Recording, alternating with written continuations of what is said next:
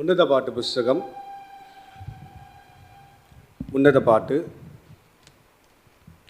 1வது அதிகாரம் 7-8 வசனங்களை வாசிக்கலாம். என் ஆத்துமனேஸ்வரே, உமது மந்தையை எங்கே மேய்த்து அதை மத்தியானத்திலே எங்கே மடக்குகிறீர்? எனக்கு சொல்லும். உமது தோழரின் மந்தைக்கு அருகே அலைந்துட்டு இருக்கிறதைப் போல நான் இருக்க வேண்டியது என்ன? ஸ்திரீகளில் இருப்பவதையே அதை நீ அறிகிறதியா? அறியாதிருக்கிறியா? மந்தையின் காலடிகளை தொடர்ந்து போய் மேய்ப்பர்களை கூடாரங்களையும் உன் நாட்டுக்குட்டிகளை மேய விடு. வாசித்த இந்த வசனங்களை தேவன் நமக்கு ஆசீர்வாதம் தருவாராக. இந்த புஸ்தகத்தை புரிந்து கொள்வதில் பலவிதமான அணுகுமுறைகள்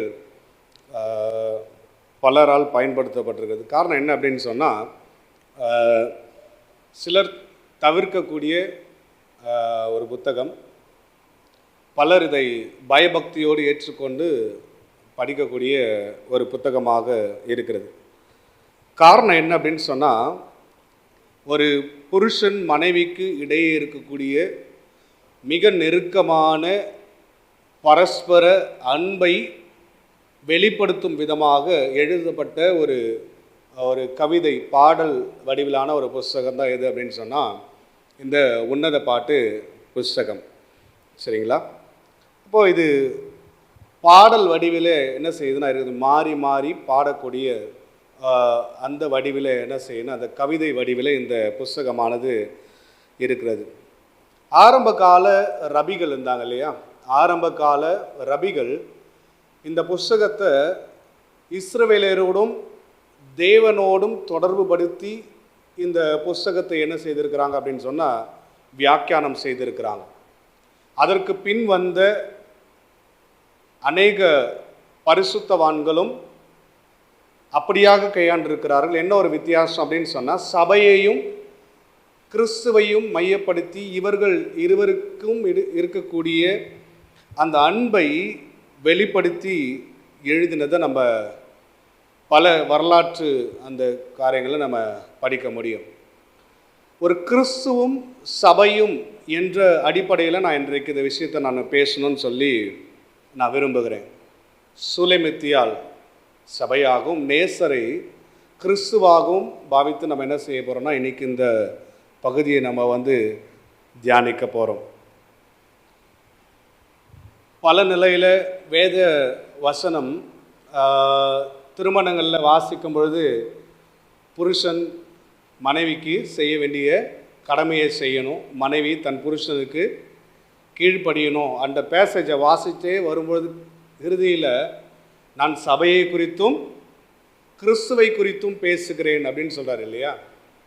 நிறைய உதாரணங்கள் கிறிஸ்துவும் சபையும் கிறிஸ்துவும் விசுவாசியும் என்ற அந்த தொடர்பில் ஓமைகள் பேசப்பட்டிருந்தாலும், மிக விசேஷமான ஒரு தொடர்பு, ஒரு உறவு முறை வேதத்தில் பார்ப்போம் அப்படின்னு சொன்னால், கிறிஸ்துவும் சபையும் புருஷன் மனைவி என்ற உறவு முறையை கொண்டு கர்த்தராகிய இயேசு கிறிஸ்து தனக்கும் சபைக்குமான அந்த உறவு முறையை என்ன செய்கிறார் அப்படின்னு சொன்னால் அவர் ஒப்பிட்டு பேசுகிறத நம்ம பார்க்க முடியும். சரிங்களா? ஆதாமுடைய எலும்பிலிருந்து யார் எடுக்கப்பட்டாங்க அப்படின்னு சொன்ன யார் பிறந்தா? யார் பிறந்தா? ஏவாள் பிறந்தாங்க. கிறிஸ்துவுடைய ரத்தத்திலேருந்து ஒருத்தவங்க பிறந்தாங்க. யார் அது?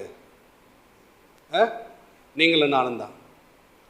கிறிஸ்துவுடைய விலையேறப்பட்ட மாசற்ற தூய ரத்தத்தினாலே ஜெனிப்பிக்கப்பட்டோம் அப்படின்னு வாசித்தோம் இல்லையா, காலைல பேதுருல வாசித்தோம். ஜெனிப்பிக்கப்பட்டோம். சரியா? பிறக்க செய்தார். சரிங்களா?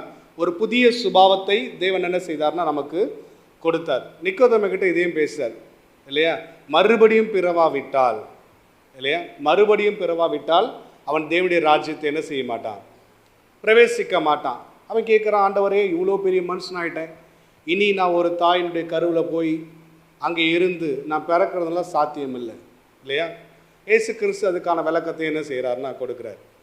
அப்போது இந்த புருஷன் மனைவிக்கு இடையே இருக்கக்கூடிய இந்த உன்னதமான ஒரு அன்பை மையப்படுத்தி கர்த்தராகிய இயேசு கிறிஸ்து தம்முடைய சபையோடு சேர்ந்து என்ன செய்கிறார் அப்படின்னு சொன்னால் அவர் ஒப்பிட்டு பல இடங்களிலே பேசுகிறத நம்ம பார்க்க முடியும்.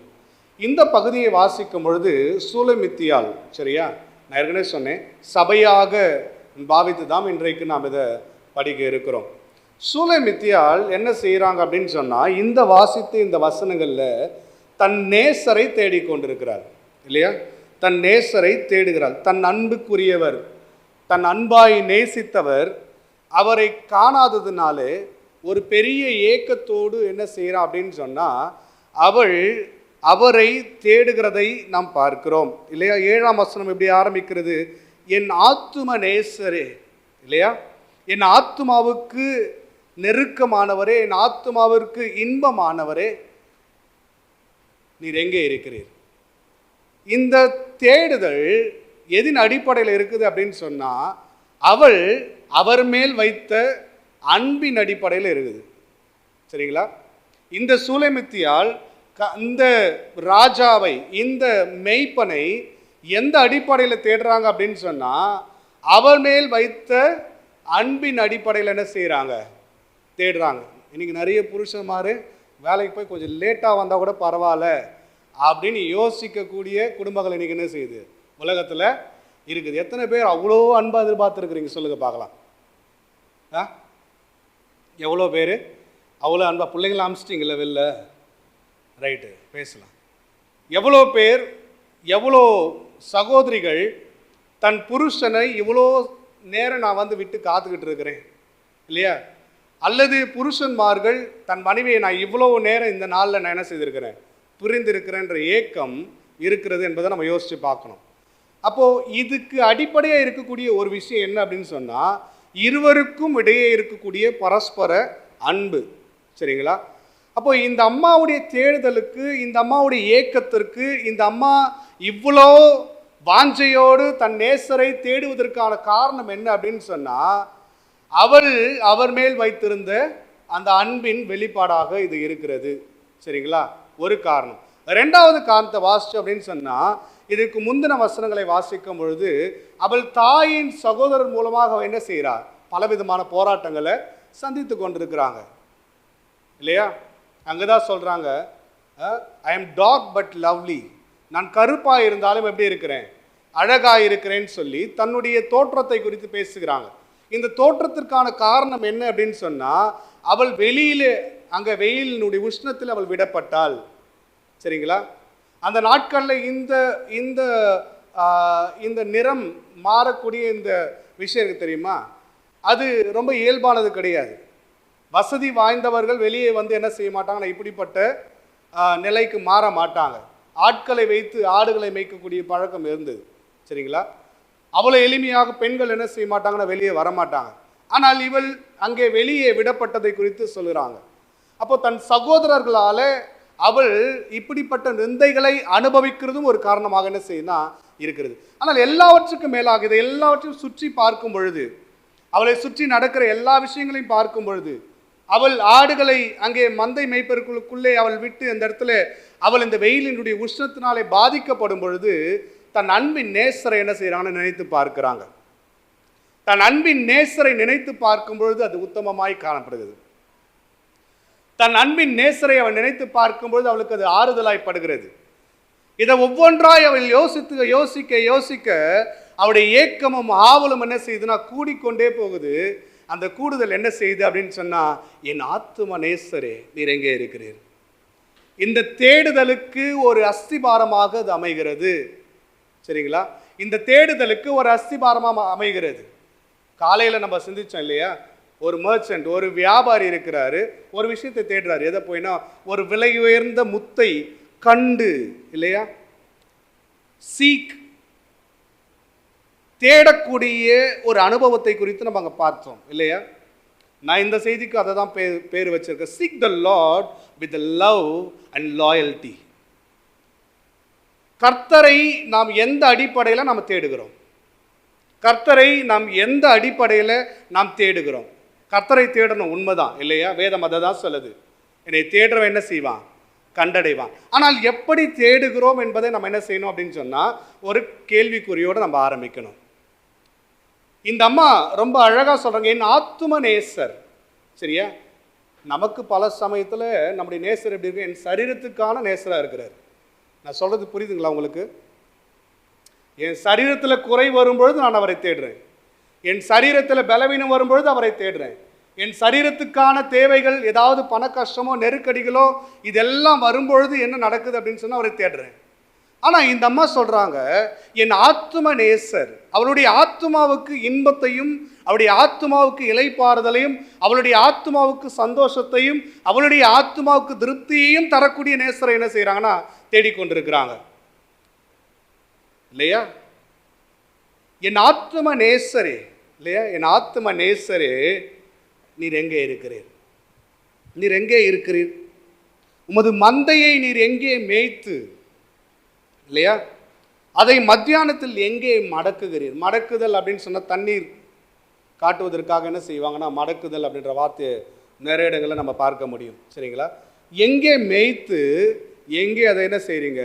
இளைப்பாற செய்கிறீர். மடக்குதல், அதை அமர்ந்த தண்ணீர் அண்டில் கொண்டு வந்து விடுவது என்பது இளைப்பாறுவதற்கான ஒரு சமயம். உமது மந்தையை நீர் போஷிக்கிறீர், உமது மந்தையை நீர் இளைப்பாற செய்கிறீர், உமது மந்தைக்கு வேண்டிய எல்லாவற்றையும் நீர் செய்கிறீர். ஆனால் அது எங்கே நடக்கிறது என்பதை எனக்கு தெரியப்படுத்தும், எனக்கு தெரியப்படுத்தும். இப்போ இந்த தேடுதல் அவள் தன் நேசர் மேல் வைத்த மிகுந்த அன்பினால என்ன செய்தார்? தேடிக்கொண்டிருக்கிறாங்க. நிறைய இடங்களில் கர்த்தர் நம்மை நேசித்த விதங்களை நம்ம பார்க்கும்போது மிகுந்த அபண்டன்ட் அப்படின்ற வார்த்தையை நம்ம என்ன செய்ய முடியும்? பார்க்க முடியும். அவருடைய அளவற்ற ஐஸ்வர்யம் பார்க்கிறோமா? அவருடைய அளவிட முடியாத அன்பு இதை நம்ம பார்க்கிறோமா? தேவன் மணவாட்டியாகிய சபையை அந்த அளவுக்கு தான் பார்க்கிறார். அதற்கு ஒரு அளவு கிடையாது. அதனால தான் நிறைய பேர் ஸ்தோத்திரம் பண்ணும்போது நம்ம இப்படி கவனிக்கிறோம் இல்லையா? கிழக்குக்கும் மேற்குக்கும் வடக்குக்கும் தெற்குக்கும் எவ்வளவு தூரமோ அவ்வளவா என்ன செய்தார் அவர் நம்ம அன்புக்கு. நம்முடைய பாவத்தை விளக்குனது மட்டும் இல்லை, அவருடைய அன்பும் அவ்வளவுதான், அளவிட முடியாதது. ஸோ அதுக்கு ஒரு நீங்கள் பவுண்டரி ஃபிக்ஸ் பண்ணுவீங்கன்னா அதை விட தாண்டி தான் உங்கள் பாவத்தை தேவன் என்ன செய்கிறாரு? தூக்கி அடிச்சிருக்கிறாரு. கர்த்தருடைய அன்புக்கு ஒரு பவுண்டரி நீங்கள் ஃபிக்ஸ் பண்ணி இங்கிருந்து இது வரைக்கும்னு சொல்லுவீங்கன்னா இந்த பவுண்டரிக்கு அப்பாற்பட்டு தான் உங்களுடைய பாவத்தை என்ன செய்திருக்கிறாரு? தூக்கி எறிந்திருக்கிறார். அப்போ கர்த்தர் அளவற்ற அன்பினாலே என்ன செய்கிறார்னா சபையை, மணவாட்டியை அவர் நேசித்திருக்கிறார். உங்களையும் என்னையும் நேசித்திருக்கிறார். இந்த நேசம் என்ன செய்யுது அப்படின்னு சொன்னால், கல்வாரி சிலுவை வரைக்கும் வந்து அவர் தம்முடைய ஜீவனை கொடுத்து உங்களுக்காக எனக்காக மரிக்க செய்தது. மீண்டும் நமக்குள்ள நம்பிக்கையை உருவாக்கும்படி இந்த அன்பு என்ன செய்ததுன்னா உயிர்த்தெழ செய்தது. உயிர்த்தெழுந்தவர் மீண்டுமாக வருவதை குறித்தும் உத்தரவாதம் கொடுக்கிறது. அப்ப கிறிஸ்துவுடைய அன்பு மணவாட்டியாக சபையின் மேல் பாரபட்சம் இல்லாமல் எல்லார் மேலும் அளவற்ற நிலையிலே அவர் பொழிந்திருக்கிறார். சபை எப்படி அவரை தேடுகிறது இல்லையா? நீங்களும் நானும் எப்படி அவரை தேடுகிறோம்? சூலமித்தியால் தேடுகிறாள், என் ஆத்தும நேசரை நான் தேடுகிறேன். யாரோ ஒருவர் அல்ல, மந்தை மேய்ப்பர்கள் அநேகர் இருக்கிறார்கள். வாசிச்சோம் இல்லையா? அந்த பகுதியை வாசிக்கும் பொழுது நிறைய மந்தை மேய்ப்பர்கள் இருக்கிறாங்க. கவனிங்க அந்த வார்த்தையை பாருங்க. 8ஆம் வசனத்தின் கடைசி பகுதி, மேய்ப்பர்களுடைய கூடாரங்கள் அண்டையில் உன் ஆட்டுக்குட்டி என்ன செய்ய? மேய்ப்பர்களுடைய பல மேய்ப்பர்கள் இருக்கிறார்கள். பலர் அங்கே ஆடுகளை அந்த வனாந்தரத்தில் மேய்த்து கொண்டிருக்கிறார்கள். ஆனால் அவளுடைய அன்பும் அவளுடைய ஏக்கமும் அவளுடைய தேடுதலும் யாரை நோக்கி இருக்குது அப்படின்னு சொன்னா, இந்த மேய்ப்பர்கள் நடுவில் தன் ஆத்தும நேசரை என்ன செய்கிறார்? தேடிக்கொண்டிருக்கிறார். இன்றைக்கு உலகத்தில் நம்ம என்ன தேடுறோங்கிறத நம்ம என்ன செய்யணும்? தீர்மானிக்கணும். யாரை தேடிக்கிட்டு இருக்கிறோம் நம்ம தீர்மானிக்கணும். எதை தேடிக்கிட்டு இருக்கோன்னு தீர்மானிக்கணும் இல்லையா? எதையை தேடிக்கிட்டு இருக்கிறோம் இல்லையா? நிறைய பேர் வாழ்க்கையை தொலைச்சிட்டு தேடிக்கிட்டு இருக்கிறாங்க. கர்த்தர் நமக்கு வாழ்க்கையை கொடுத்து இருக்கிறார். இந்த வாழ்க்கையில் நாம் யாரை தேடுறோம் இல்லையா? இந்த வாழ்க்கையில் தேவன் கொடுத்திருக்கிற இந்த வாழ்க்கையில் இந்த அன்பை ருசி பார்த்து நான் இல்லையா? இவங்க இதுக்கு முன்னாடி வசனங்களை வாசிச்சிங்கன்னா நிறைய அருமையாக இருக்கும். உடைய அன்பின் முத்தங்களை குறித்து பேசுகிறாங்க. அது மதுரமானது அப்படின்னு சொல்கிறாங்க. சரியா? அவ ஏற்கனவே அதை என்ன அனுபவித்திருக்கிறாள் அப்படின்னா இல்லையா? ஏற்கனவே அதை அனுபவித்ததை அவள் நினைவில் கொள்ளுகிறாள் இல்லையா? த டச், இந்த நேசருடைய தொடுதலை சூலமெத்தியால் என்ன செய்திருக்கிறான்னா அனுபவித்திருக்கிறார். நம்முடைய வாழ்க்கையில் நாங்கள் யோசித்து பார்க்கணும் இல்லையா? எவ்வளவு சமயங்கள் கர்த்தர் நம்முடைய வாழ்க்கையை தொட்டு கர்த்தர் நம்முடைய வாழ்க்கையை தொட்டு நம்மை மாற்றின விஷயங்கள் இருக்கிறது இல்லையா? தாவீது, கர்த்தர் நல்லவர் என்பதை ருசித்து பாருங்கள், அவர் மேல் நம்பிக்கை இருக்கிற மனுஷன் பாக்கியவான். கர்த்தருடைய நன்மைகளை ருசித்து பார்த்த நீங்களும் நானும் நம்முடைய ஏக்கமும் நம்முடைய தேடுதலும் எதை சார்ந்து இருக்கிறது? முதல்ல தேவனை தேடுறோமா? தேவனை தேடுறோமான்றதை நம்ம என்ன செய்யணும்? தீர்மானித்து பார்க்க வேண்டிய அவசியம் இருக்கிறது. அருமையானவர்களே, சூலமித்தியாள் தன் ஆத்தும நேசரை என்ன செய்கிறாங்க? தேட வாஞ்சித்து அவள் அலைந்து திரிகிறாள். வாசிக்கிறோம், அப்படிதான் வாசிக்கிறோம் இல்லையா? நான் அலைந்து திரிய வேண்டியது என்ன? நான் அலைந்து திரிய வேண்டியது என்ன இல்லையா? இந்த உலகத்தில் உங்கள் வாழ்க்கைக்கு முன்னால் நிறைய இருக்கலாம். பட்டம், படிப்பு, பதவி, உயர்வு இல்லையா? பணம், பொருள், செல்வாக்கு இல்லையா? இன்னும் நிறைய உங்கள் மனசில் நான் சொல்லும்போது நிறைய விஷயங்கள் உங்களுக்கு தோன்றிருக்கலாம். சரியா? நாம் எதை தேடிக்கொண்டிருக்கிறோம்? கர்த்தரை தேடுதலை குறித்து ஏராளமான வசனங்கள் வேதத்தில் சொல்லப்பட்டிருக்கிறது இல்லையா? அவரை கண்டடையத்தக்க சமயத்தில் அவர் என்ன செய்யணுமா? தேடணும். கண்டடையத்தக்க சமயத்தில். அது என்ன தக்க சமயம்? காலையில் மட்டுமா? மதியானம் வர தேவைகளுக்கு இல்லையா? சாயங்காலத்தில் வர தேவைகளுக்கு இல்லையா? எல்லா நாளும் 24/7 இல்லையா? எல்லா சமயமும் கர்த்தரை தேடுவதற்கான சமயம் இன்றைக்கு உலகத்தில் உங்களுக்கும் எனக்கும் தேவன் கொடுத்திருக்கிறார். அதில் நம்ம என்ன நோக்கத்தோடு, என்ன பார்வையோடு, என்ன மனதோடு நம்ம தேடுறோம் இல்லையா? உங்களுடைய என்னுடைய அன்புக்குரியவரை, ஆத்தும நேசரை இந்த வாஞ்சையோடு, விருப்பத்தோடு நீங்களும் நானும் தேடுகிறோமா இல்லையா? சூலமித்தியருடைய வாழ்க்கையில் அது இருந்தது. தன் ஆத்தும நேசரை என்ன செய்கிறாங்க அப்படின்னு சொன்னால் தேடிக்கிட்டு இருக்கிறாங்க. ஆத்தும நேசரே, உடைய மந்தையை நீர் எங்கே மேய்த்து எங்கே அதை மடக்குகிறீர், அதை எனக்கு தெரிய பண்ணும், அதை எனக்கு தெரிய பண்ணுன்னு சொல்கிறாங்க. ரெண்டாவது, அதே 7ஆம் வசனத்துடைய பிற்பகுதி, எனக்கு சொல்லும், உமது தோழரின் மந்தைகள் அருகே அலைந்து திரிகிறவளைப் போல நான் இருக்க வேண்டியது என்ன? சில மொழிபெயர்ப்புகளை இதை வாசிச்சோம் அப்படின்னு சொன்னால், முக்காடிட்ட ஸ்திரீயை போல, வெயில்டு உமன், முக்காடிட்ட ஸ்திரீயை போல நான் அலைந்து திரிய வேண்டியது என்ன அப்படின்னு சொல்லி எழுதப்பட்டிருக்கிறது நீங்கள் பார்க்க முடியும். மூலமொழியில் அப்படிப்பட்ட நிலையில் தான் பயன்படுத்தியிருக்கிறாங்க. இந்த முக்காடிட்டு அப்படிங்கிற விஷயம் நமக்கு சில விஷயங்களை கற்றுக் கொடுக்குது. சரிங்களா? யூத கலாச்சாரத்திலும் சரி, இன்றைக்கும் சரி, ஸ்திரீகள் என்ன செய்கிறீங்க? பெண்கள் முக்காடிட்டு கொண்டிருக்கிறீங்க. தேவனுடைய வார்த்தையினுடைய விளக்கமும் அதுதான். ஆனால் மந்தை மேய்க்கக்கூடிய சமயங்களில் ஒரு ஸ்திரீ முக்காடிட்டு அலைந்து திரிவது என்பது அது யூத கலாச்சாரத்தில் நம்ம வேதத்தில் பார்க்கிறபடி அல்ல. சரிங்களா? யார் முக்காடிட்டு கொள்வார்கள் அப்படின்னு சொன்னால், ப்ராஸ்டிடியூட், வேசித்தனம் பண்ண விருப்பமுடைய ஸ்திரீகள் என்ன செய்வாங்க அப்படின்னு சொன்னால், தங்களை முக்காடிட்டு கொண்டு அவர்கள் என்ன செய்வாங்கன்னா, இப்படிப்பட்ட சமயங்களில் நண்பகல் வேலைகளில் அவர்கள் காணப்படுவார்களாம். உதாரணத்துக்கு ஒரு வசனத்தை நம்ம வாசிக்கலாம். ஆதியாகமம் 38ஆம் அதிகாரம் 13 முதல் 15 வசனங்கள். யாரை குறித்து வாசிக்கிறோம்?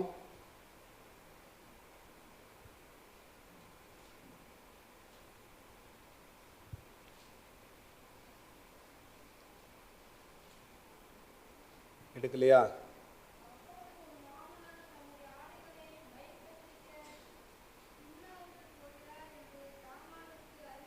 யார் அந்த மாமனார்? யார் அந்த மாமனார்? அப்புறம் ம் ம் ம்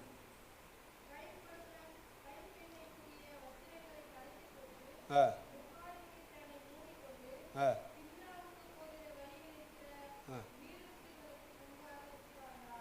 எதற்காக உட்கார்றாங்க அப்படின்னு சொன்னால், தன்னை ஒரு வேசியை போல என்ன செய்கிறாங்க, தன்னை காண்பித்து கொள்ளுகிறார்கள். பின்னால் சம்பவங்களை வாசிக்கிறோம். அதுக்கப்புறம் அந்த அம்மா கர்ப்பம் ஆகுறாங்க. இதுக்கு யார் காரணம்? அப்படி மாமனார் கேட்டு அனுப்புகிறாரு. சரிங்களா? அப்புறம் போய் தேடுறாங்க, ஊருக்குள்ளே தேடுறாங்க. இங்கே வேசியெல்லாம் யாரும் இல்லைன்னு சொல்கிறாங்க. நீங்கள் கவனிச்சிங்களா?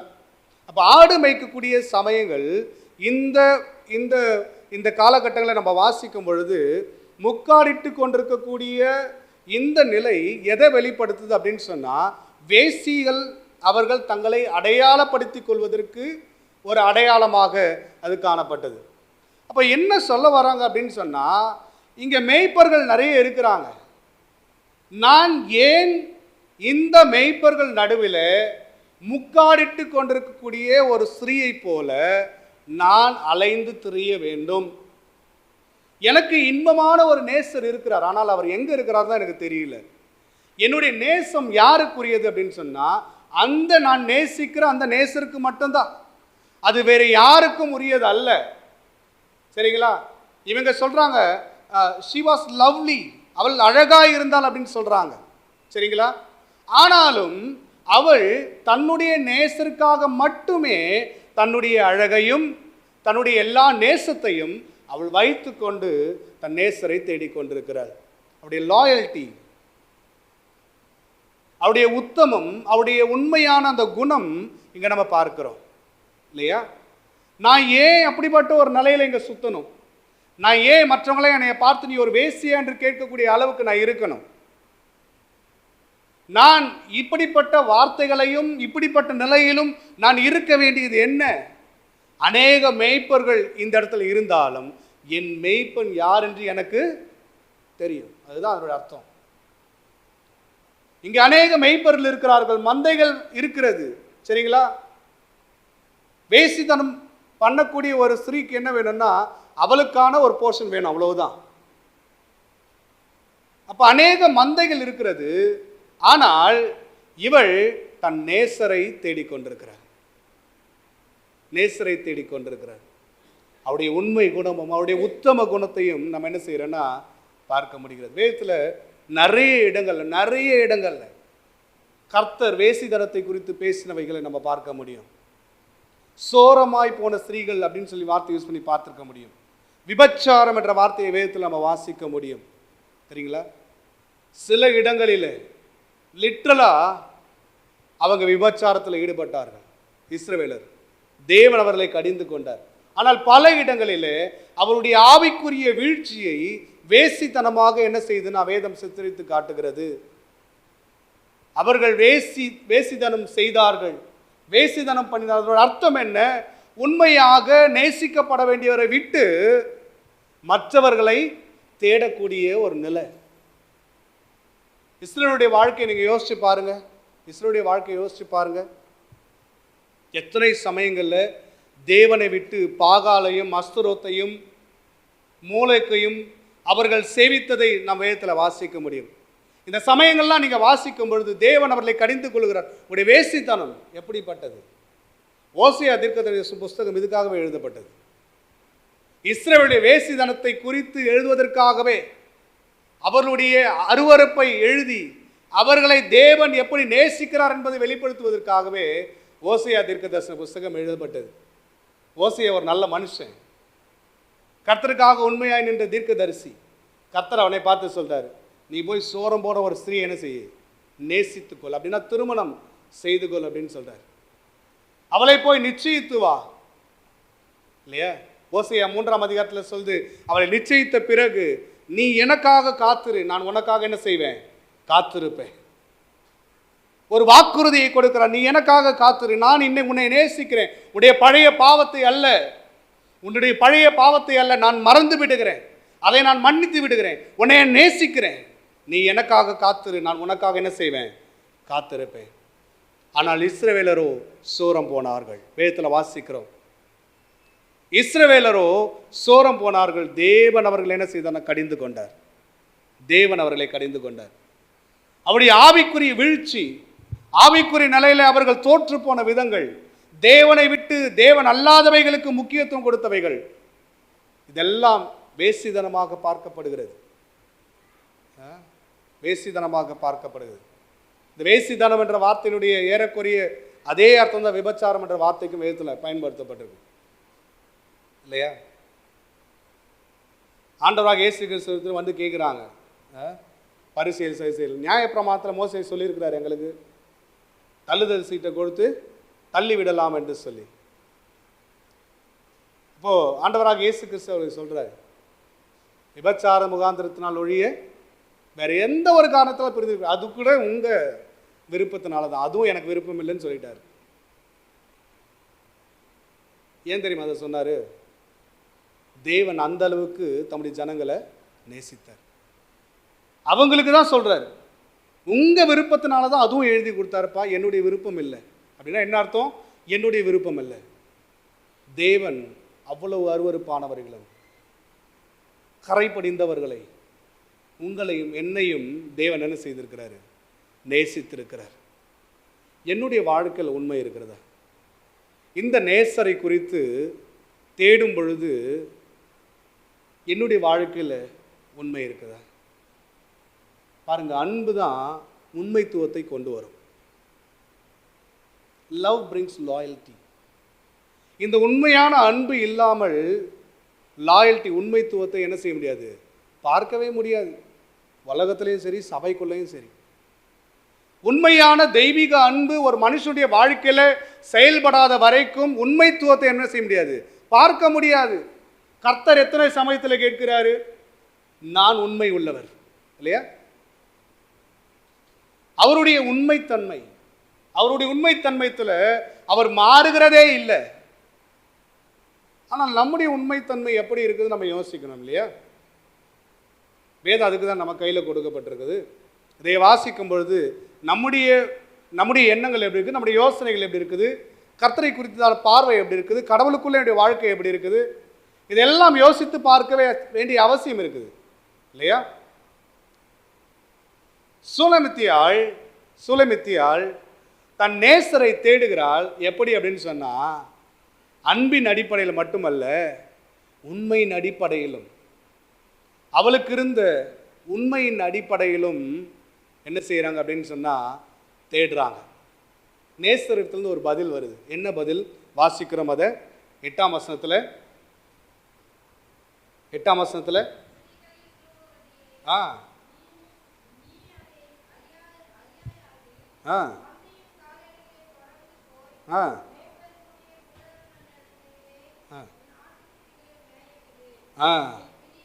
போதும்.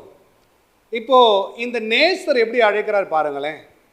இவள் தன்னுடைய நேசத்தை அவள் வெளிப்படுத்தலை. ஆத்தும நேசர் இல்லையா? இப்போ நேசர் பார்க்கிறாரு, உன்னுடைய தோற்றத்தை குறித்து நீ கவலைப்பட வேண்டிய அவசியம் இல்லை. நீ கருப்பாக இருக்கிற, உன்னுடைய வெளிப்புற தோற்றம் எப்படி இருக்குன்னா முக்கியம் இல்லை. உன்னுடைய உள்ளான அழகு இருக்குதுல்ல, அதை ரசித்த இந்த நேசர் சொல்றாரு, ஸ்திரீகளில் யாருங்களா? ரூபவதியே. நம்முடைய கண் என்ன யோசிக்கும்? இந்த நேசர் பார்க்கிறார், ஸ்திரீகளில் ரூபவதியே இல்லையா? நிறைய இந்த ஃபேமிலி கேம்ப்ஸ்லாம் நான் நம்ம செய்திகளை கவனிக்கும் போது நிறைய பேர் பேசுறத கவனிச்சிருக்கிறோம்.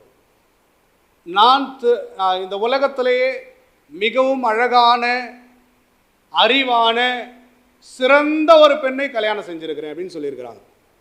யாரு? அவருடைய மனைவியே.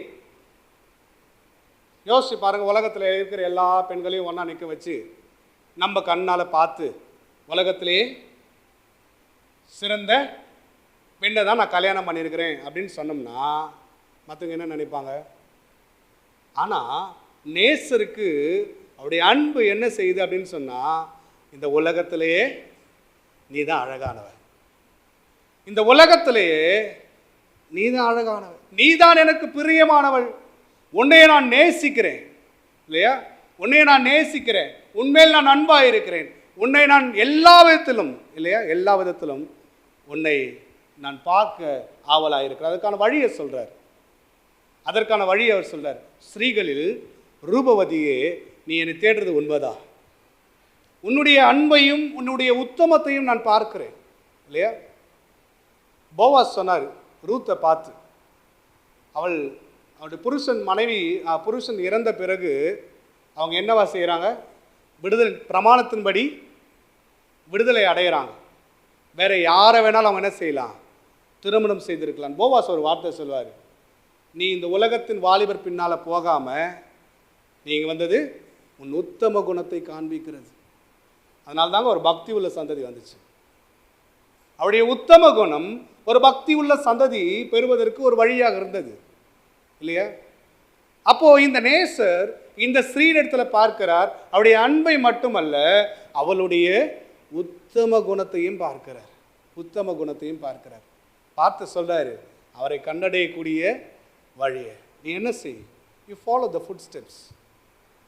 உனக்கு முன்னால நிறைய காலடிகள் என்ன செய்து இருக்கிறது, உனக்கு முன்னால மந்தைகள் போன காலடி இருக்கிறது, உனக்கு முன்பாக உன் மேய்ப்பன் போன காலடி இருக்கிறது.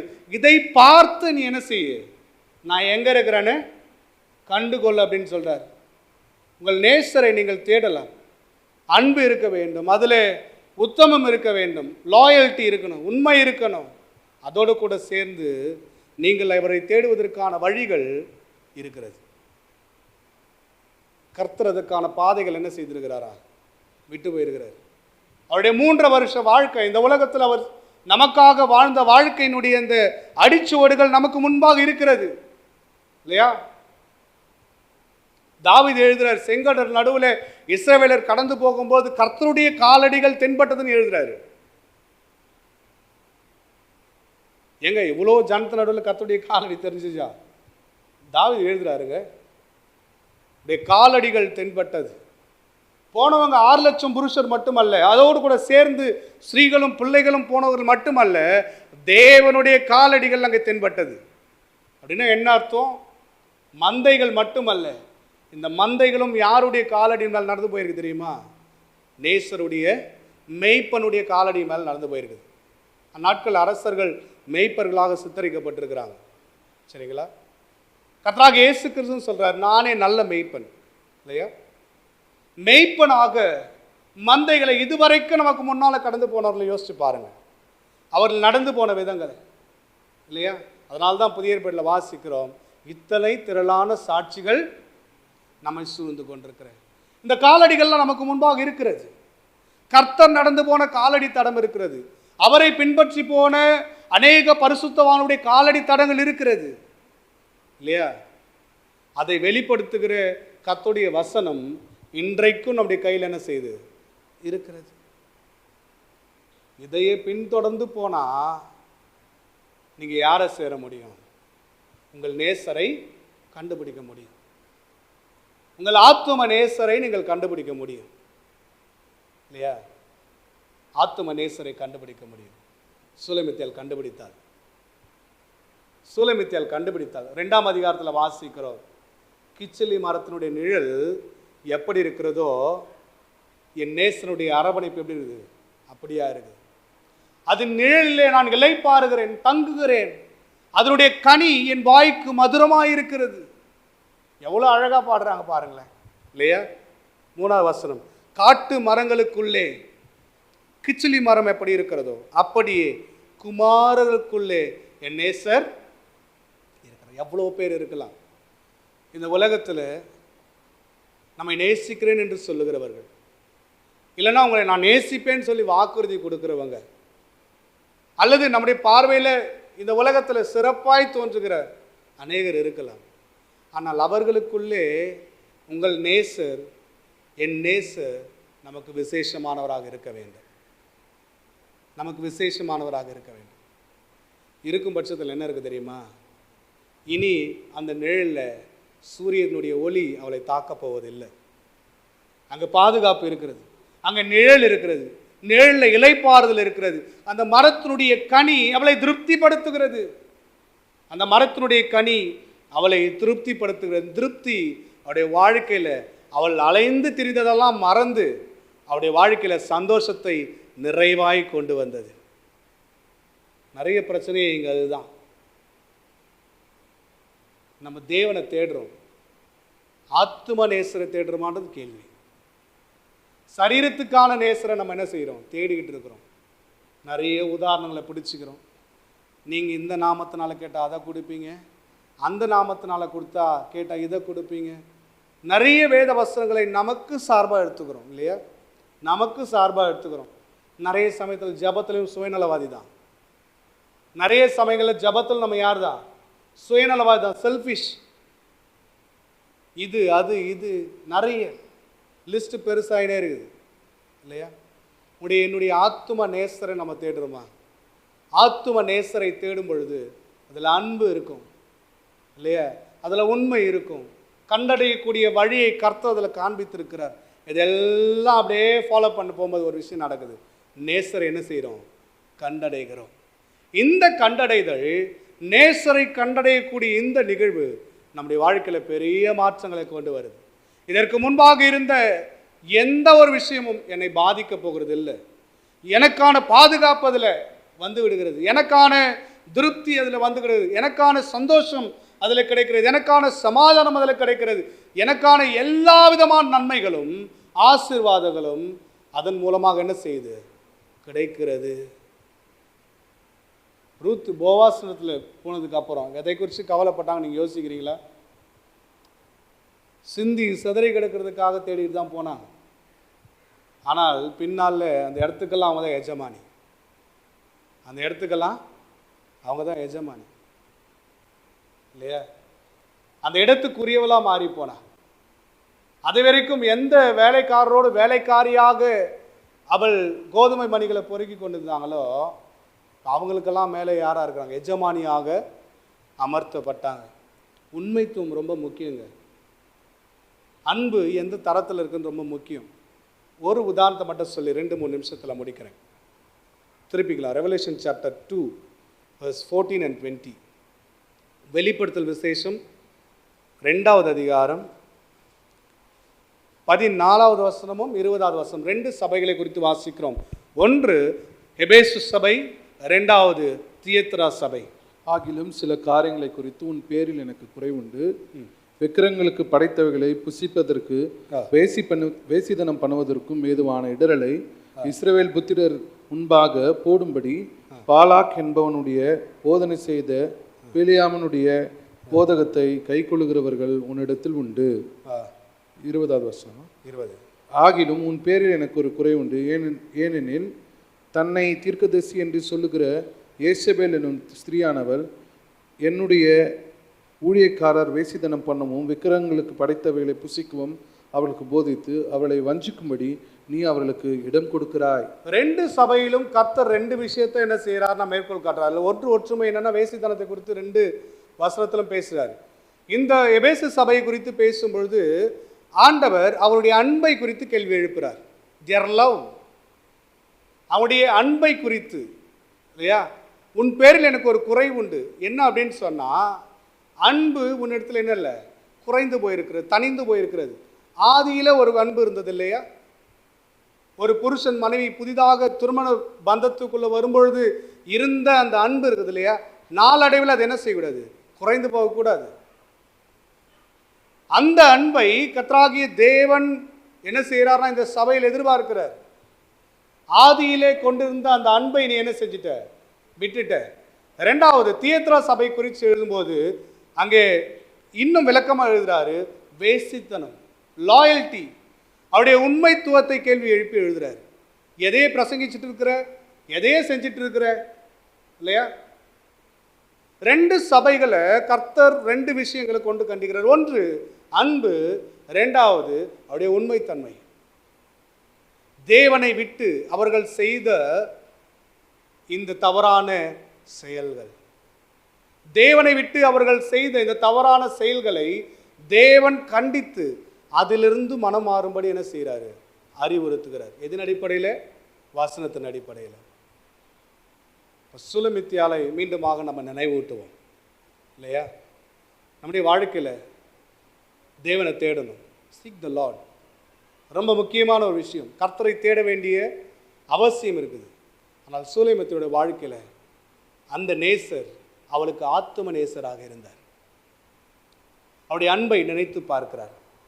அவளை சுற்றிலும் நிறைய பேர் இருந்தாலும் அந்த அன்பை போல அன்பை காட்டுவதற்கு வேற ஒருவரும் இல்லை, வேற ஒருவரும் இல்லை இல்லையா? வெறுக்கப்படுவதற்கான வாய்ப்புகள் இருக்கிறது. அவள் தன்னுடைய ஆத்தும நேசரை அவள் தேடி அலைந்து திரிகிறதை நம்ம பார்க்கிறோம். ரெண்டாவது, அவருடைய உத்தம குணத்தை நம்ம என்ன செய்தோம், அதில் பார்த்தோம். அவருடைய உண்மைத்தன்மை இல்லையா, தன் நேசருக்காக அவரை கண்டுபிடிக்கும் வரைக்கும் அந்த நேசம் வேறு யாருக்கும் உரியதல்ல, அது அவருக்கு மட்டுமே உரியது. நான் உண்மையோடு அவருக்காக என்ன செய்வேன், காத்து கொண்டிருப்பேன், அவரை தேடுவேன். தேடினார்கள். நேசர் வழியை காண்பித்தார். நேசர் என்ன செய்தார், வழியை காண்பித்தார். அடிச்சுவடுகளை பின்பற்றி வா, நான் நடந்து வந்த பாதை இருக்கிறது, நீ அதை பார்த்து அதை பின்பற்றி வரும்பொழுது நான் எங்கே அமர்ந்து கொண்டிருக்கிறேன், எங்கே இளைப்பாறுதலை வைத்திருக்கிறேன், எங்கே நிறைவு இருக்கிறதோ அந்த இடத்துக்கு நேராக என்ன செய்யும், உன்னைய கொண்டு வரும். கண்டுபிடித்தாள். கண்டுபிடிக்கப்பட்ட நேசரிடத்தில் அவள் அனுபவித்த சந்தோஷத்தை, நிறைவை இந்த 2ஆம் அதிகாரம் 3ஆம் வசனத்தில் பார்க்கிறோம். அந்த கிச்சிலி மரத்தினுடைய நிழல் அவளுக்கு இன்பமாக இருந்தது. அவளுக்கு அது திருப்தியை கொண்டு வந்தது. அவருடைய அலைச்சல்கள் எல்லாம் மாறிச்சு. இங்கே வாசிக்கிறேன், நான் அலைந்து திரிய வேண்டியது என்ன, அலைச்சல்லாம் மாறி ஒரு இலைப்பாறக்கூடிய ஒரு இடத்துக்கு நேரம் என்ன செய்திருக்கிறாங்க, வந்து அமர்ந்திருக்கிறாங்க. அந்த கனி அவருடைய வாய்க்கு மதுரமாக இருந்தது. தன் நேசரை பார்த்த சந்தோஷம், தன் நேசரை கண்ட அவருடைய சந்தோஷத்தில் அவருடைய ஏக்கமெல்லாம் நீங்கி போய் தன்னுடைய அன்பை வெளிப்படுத்துகிறவளாக அவள் இருந்தாள். அற்புதமாக தேவன் உங்களையும் என்னையும் நேசிக்கிற விதத்தை அருமையாக எழுதி கொடுத்திருக்கிறார். இந்த இயேசு கிறிஸ்துவை நேசிக்கிற ஆத்மாக்கள் கொண்டவர்கள், அந்த ஆத்மாவை உடையவர்கள் என்ன செய்வாங்க, இந்த மந்தையை பின்தொடர்வதற்கு விரும்புவாங்க. நீங்கள் ஆத்ம நேசரை எங்கே தேடுறோம்? ஆத்ம நேசர் எங்கெல்லாம் சபை கூடுதோ அங்கெல்லாம் இருக்கிறார். எங்கெல்லாம் சபை கூடுதோ அங்கெல்லாம் இருக்கிறார். எங்கெல்லாம் நீங்கள் இருக்கிறவங்க உங்களோட கூட என்ன செய்கிறாரு, இருக்கிறார். அவரை தேடக்கூடிய அந்த அந்த உணர்வு நமக்கு என்ன செய்யணும், வேணும். இங்கே வாசிக்கிறோம் அந்த வசனம் 8ஆம் வசனத்தில், அங்கே மந்தைகள்லாம் என்ன செய்யுது, மேய்ந்து கொண்டிருக்குது. அங்கே உன்னுடைய மந்தை என்ன செய்யும், மேய விடு, அங்கே வா. நல்ல மேய்ப்பன் நமக்காக காத்து கொண்டிருக்கிறார். நீங்கள் அவரை தேடுகிறீர்கள், நான் நம்புகிறேன். நான் எப்படி தேடுறோம், நம்முடைய அன்பு, பரஸ்பர அன்பு. உங்கள் ஆத்தும நேசரை நீங்கள் தேடுறீங்களா? என்னுடைய ஆத்தும நேசரை நான் தேடுகிறேனா? அதில் உண்மை இருக்குதா? இதெல்லாம் இருக்கும் பட்சத்தில் கத்துறதுக்கான வழி காட்டுகிறார். எப்படி அவரை கண்டடைய முடியும்? கண்டடையும் போது உங்கள் வாழ்க்கையில் என்ன வரும் அப்படின்னு சொன்னால், இனி அலைந்து தெரிந்த நாட்கள்லாம் தேவையில்லை. அந்த இடத்துல என்ன இருக்குது அப்படின்னு சொன்னால், சமாதானம் இருக்குது, அந்த இடத்துல சந்தோஷம் இருக்கிறது, மன நிறைவு இருக்கிறது. சரிங்களா? உங்களுடைய ஒரே ஒரு ஆசை தாங்க. அங்கே வாசிக்கிறோம் இல்லையா, எந்த இடத்துங்க, என்ன மரங்க அது? இல்லை அது கூட ப்ரிஃபிக்ஸ், அது கூட காட்டு மரங்களுக்குள்ளே அப்படின்னா ஸ்டில் இவன் எங்கே இருக்கிறா அப்படின்னு சொன்னால் வனாந்தரத்தில் தான் இருக்கிறாங்க. வனாந்திர மார்க்கத்தில் எங்கே ஆடுகள்லாம் மேய்த்து கொண்டிருக்கிறோம் அங்கே தான் இருக்கிறாங்க. ஆனால் அவளுக்கு மன நிறைவை தந்தது எது தெரியுமா? அவள் ஆத்தும நேசரை கண்டடைந்தது தான் அவளுக்கு ஆத்தும நிறைவை தந்தது. பாருங்க, வனாந்திரமான வாழ்க்கையில் நிறைய சமயங்கள் நமக்கு சுற்றி நிறைய இன்னும் விஷயம் அப்படியே இருக்கலாம் இல்லையா? நமக்கு இருந்த போராட்டங்கள் இருக்கலாம், நம்ம சந்தித்த பிரச்சனைகள் இருக்கலாம், இதெல்லாம் நம்மை சுற்றி இருந்திருக்கலாம் இல்லையா? அப்படி அந்த நிறம் மாறின முகம் கிச்சிலி மரத்தினுடைய நிழலில் போனோன்னு என்ன செய்யலை, மாறி போகலை இல்லையா? அப்படியே மாறின அந்த ஸ்கின் இருக்கு இல்லையா, கருப்பாக மாறின அந்த தோல் இருக்கு இல்லையா, கிச்சிலி மரத்தினுடைய நிழலில் போனவொன்னு என்ன செய்யலை, அது மாறியெல்லாம் போகலை. அது மாறினதாக தான் இருந்தது. ஆனால் அவள் நேசரை கண்டவுடன் அவருடைய வாழ்க்கையில் திருப்தி வந்துடுச்சு. நம்முடைய வாழ்க்கையில் நம்ம எதை யோசிச்சுட்டு இருக்கிறோம், எதை செய்யணும்னு விரும்புகிறோம், எதையே பார்த்து கொண்டிருக்கிறோம், எதை மேன்மையாக கருதிட்டு இருக்கிறோம்? உங்கள் ஆத்தும நேசர் மட்டும்தான் உங்கள் வாழ்க்கைக்கான ஆசீர்வாதமும் நம்பிக்கையும் பாதுகாப்பும் அரவணைப்பும் எல்லாத்துக்கும் எல்லாமே அவர் மட்டும்தான் இருக்கிறார் இல்லையா? தாவீது நல்லா சங்கீதம் 46 பூமி நில மாறினாலும் மலைகள் நடு சமத்தில் போய் சாய்ந்து போனாலும் அவருக்கு நம்பிக்கையாக இருக்கிற தேவனை குறித்து பேசுகிறார். அதெல்லாம் மாறிக்கிட்டே தான் இருக்குது. கிளைமேட் மாறும் இல்லையா, பொருளாதார சூழ்நிலைகள் மாறும், பொலிட்டிக்கல் சூழ்நிலை மாறும், எது வேணாலும் மாறும். ஆனால் மாறாத தேவன் ஒருவர் உங்களுக்காக என்ன செய்கிறாரு, எப்பொழுதும் அந்த வழியை காண்பித்து உங்களுக்காகவே காத்து கொண்டிருக்கிறார். அவரை கண்டடையும் பொழுது நமக்கு நிறைவு வரும். அவரை கண்டடையும் போது நம்முடைய வாழ்க்கையில் சந்தோஷம் வரும். அவரை கண்டடையும் போது நம்முடைய வாழ்க்கையில் எல்லாம் மாறி போகும். பழைசெல்லாம் ஞாபகத்தில் வராது.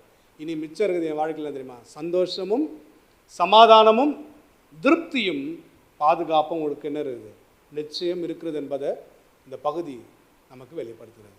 தேவன் தாம் இந்த வார்த்தைகள் நமக்கு ஆசீர்வாதம் தரட்டும். நிறைவாக சகோதரன் ஜோயல் அவர்கள் ஜெபித்து நம்ம முடிக்கலாம்.